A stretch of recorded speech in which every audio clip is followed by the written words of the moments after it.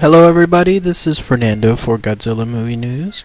I wanted to do a kind of off-topic type blog or podcast for this video, and this one I wanted to talk more about Comic-Cons in general because I've been reading a lot of entries on Reddit recently and then on Facebook, and there have been several Comic-Cons out there that have done very well. Obviously, San Diego Comic-Con, the Dallas Comic-Con, some of the Wizard ones come to mind, the New York one as well. There have also been some other Comic-Cons that have essentially are considered fly-by-night type Comic-Cons that are created from scratch by people who, let's say, don't know how to manage Comic-Cons in general, and so they've created horrible experiences.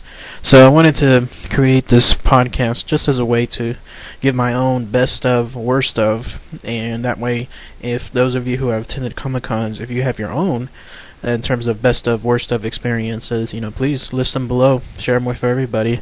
I'm sure all of us that are Godzilla fans and sci-fi fans in general attend Comic-Cons, and it's great to see that they've had such a huge turnout over these past years. And as always, with any good success, there are Comic-Cons out there and shows and events that are really well, and then again, there are others that are really bad. So this is a way for everybody to share your experiences and let us know what you consider to be the best and worst of. So for starters, I'll talk about the best experience that I've ever had at a Comic-Con. It actually had to do with a Comic-Con over in what I consider two of them to be the best of, one in Austin, one in San Antonio. The one in Austin was just recently done. It was last year, and it was the one with several of the Walking Dead people, such as Norman Reedus and then Michael Rooker, but there was also some other sci-fi people there, such as Adam Baldwin and Elijah Dushku, and it was a great experience because one of the biggest fears I have about Comic-Cons is when they have a bunch of high-caliber guests, it tends to bring a lot more people to the con. And when they have all those people, there can be huge chance for mismanagement.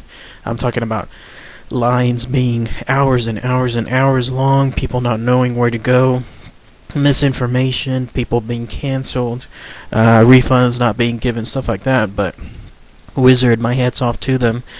Even with the large amount of people that came out to the Austin one, they were able to essentially keep it 100% flowing smoothly.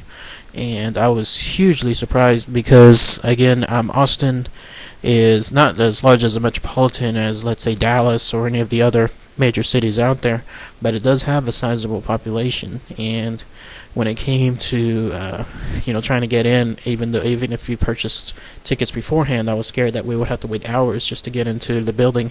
No, it was a very easy flow. Wizard knows that the biggest bottleneck that can occur is the purchasing and the pre-printed tickets place. And what they did was, whenever you walked in, and this was the Austin Convention Center, they easily had, if I could count guests, I would probably say about 10 people dedicated, or 10 booths dedicated to purchasing, and then 10 booths dedicated to those that have already purchased beforehand. And that way anybody coming in would be easily separated, and you would always have at most maybe wait about 5 minutes to get in, and that was beautiful, absolutely beautiful.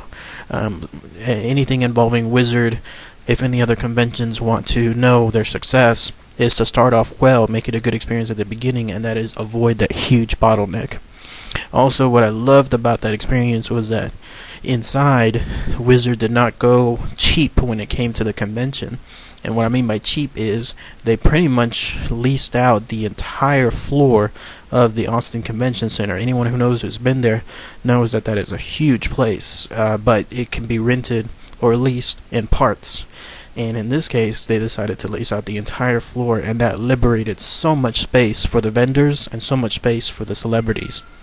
The areas especially where you're going to get autographs, and then areas where you're going to get prepaid photo ops. So that was a huge relief, because one of the biggest complaints I have is if you're in a tight area, compact, and let's say all you are is just a sardine in a huge, let's say, bottle of other sardines. You're just scrunched together all in one place. It's very hard to get around, but Wizard knows that in order to get the best experience possible, they lease out the biggest space, and at least with the Austin one, it went by very nicely.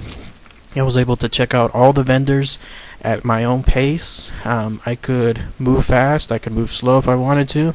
I could stop and just browse, and I went literally from the left of the space all the way to the right of the space, and no issues at all. So my hat's off to Wizard for taking the extra expense and renting out the entire convention center as opposed to cheaping out and, let's say, only doing half of the space, because it worked wonders in terms of being able to check everything out. Also, one of the best experiences there was they had multiple floors leased out. So not only did they have the first floor essentially used for the entire floor area, but they also had the second, third, and up to the fourth floor leased out for various items. Like, for example, second floor, I seem to recall, was more of artists.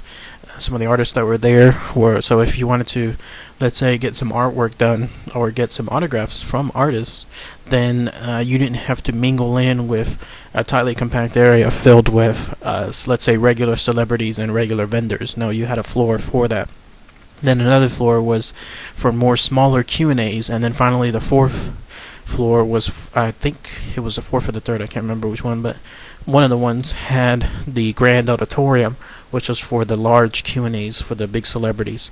So they definitely thought this out, and the nice thing about the convention center is that there's multiple areas to go up and down for when it comes to let's say using the stairs or using the escalators. So there was never really any bottleneck in terms of going up and down certain floors. Overall, a very great experience. I look forward to this year's experience as well. There's going to be another one, Wizard, here in the Austin area. Not too big on the celeb so far, but again, if I'm going just for the Q&As, which I usually do, then it's going to be, if they continue with their success, then I know they're going to have still one of the best cons around. And the other one that I had a really good experience was at the recent San Antonio one, the Texas Comic-Con. It's a lot different when it comes to its magnitude and its size. It's probably, I would say, a tenth of the size of what the Wizard one is. But again, it's not really the let's say, the type of celebrities or the number of people that go in. It's all about the experience. And I really enjoyed it because I had a small hometown kind of feel.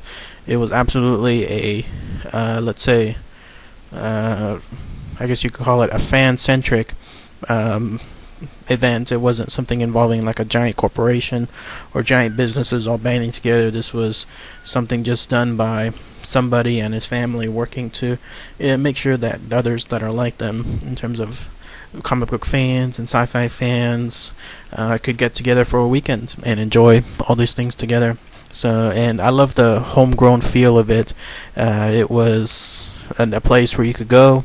Again, not very crowded. You could walk around. Q&A panels were at a separate place. It was a place where you could enjoy up to 3 days worth of sci-fi stuff without ever having to have any kind of issues. So those two remain my best experience thus far. So now I wanted to talk about the worst of experience, and this actually had to do with a Comic-Con that I love, that I used to go to, but I'm having my doubts now because of how much they've grown, and that is the Dallas Comic-Con.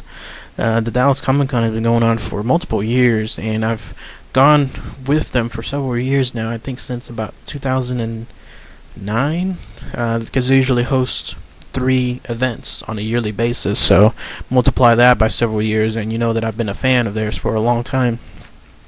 And what's happened though is they've grown far too much, far too fast, especially for the place that they're using now. It's called the Irving Convention Center in, as strange as it sounds, they call this Dallas Comic-Con, but it's actually in Irving. And what happened is they still seem to make the same mistakes when it comes to all the issues that I've talked about before. The biggest one, of course, being the bottleneck at the entry place. Year after year now, the biggest complaints from all the fans tends to be the hours that it takes to get into the place. Even if you have paid tickets, it still takes, let's say, a ballpark guess, during prime time on Saturday, over 2 hours to get into the place, even with your pre-printed tickets. For some reason, they just don't have the number of volunteers needed to make sure that you have a smooth flow of entry. And God help the people that don't have the pre-printed tickets, because I've heard reports of it taking more than 3 to 4 hours just to get into the place. And it doesn't help that the place, the way it's located and the way it's constructed, there are only certain areas you can enter, and the lines, the queues that fill up actually extend either 2 or 3 sides of the building out in the hot Texas sun. And luckily, again, I was not one of those people that did not have my tickets beforehand. But for those that did, for those that didn't, they had to stand out essentially in the sun during that whole time. Imagine somebody dressed like, say, in a Batman costume standing out in a Texas heat for more than 3 hours. There were reports of people that were actually fainting, passing out, and I think at least 2 people had that happen to. And so that it was, and it's a common complaint within the Comic-Con. And for some reason, they still just don't have enough volunteers to make sure that the flow goes in. Now, that's one problem. The second issue I had was, and the show that I'm talking about is actually the show that was done not this year, but last year in May. This was the show that was a huge headliner. I mean, they had a bunch of people on it. They had, I believe it was William Shatner. They had Stan Lee. They had a bunch of people from Star Trek, like Data, and I believe they also had who was it? Q as well, and some others. And the problem with that convention center is actually it's made to hold at most 4,000 people, but the Dallas Comic Con sells far more tickets to that. In fact, on Saturday, it was estimated that they had about 22 to 25,000 people in a venue that, again, can only hold about 4,000 people. Now imagine that picture. There were certain instances when I was there on Saturday where it took more than 1 hour to get from the bottom floor up until the 3rd floor where the Q&A started. Where the photo ops were, and then finally the Q&As were on the 4th floor, and all because there was gigantic bottlenecks at all the elevators. There's only 2 spots where you can actually go up on elevators, and you're forced to go up on elevators because escalators. I keep saying elevators, escalators, because there's no stairs inside the building to climb up. I mean, there are stairs, but they're outside the building, but those are blocked to prevent anybody from trying to go into the doors that, let's say, hasn't paid before.